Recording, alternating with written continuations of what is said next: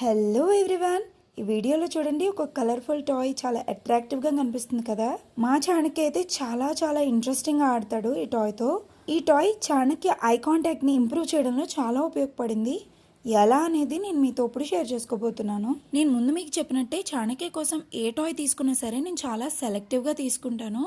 అది పిల్లలకి జాయ్ఫుల్గా ఆడుకోవడానికి ఉండాలి, అట్ ద సేమ్ టైం దానివల్ల ఏదో ఒక యూజ్ ఉండాలన్నమాట వాళ్ళకి. చాణక్య ఐ కాంటాక్ట్ ఇవ్వడం లైట్గా స్టార్ట్ చేసిన తర్వాత నేను ఈ టాయ్ని తీసుకున్నాను అనమాట.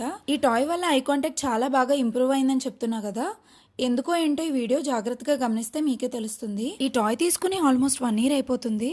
స్టార్టింగ్ లో చాణక్యకి బాల్ త్రో చేయడం కూడా వచ్చేది కాదు. ఇప్పుడైతే థ్రోయింగ్ లో చాలా ఇంప్రూవ్ అయ్యాడు, క్యాచ్ చేయడం కూడా నేర్చుకుంటున్నాడు ఈ మధ్యన. నాకైతే థ్రోయింగ్ కంటే ఐ కాంటాక్ట్ చాలా ఇంప్రూవ్ అవుతుంది అనిపించింది ఈ టాయ్ వల్ల.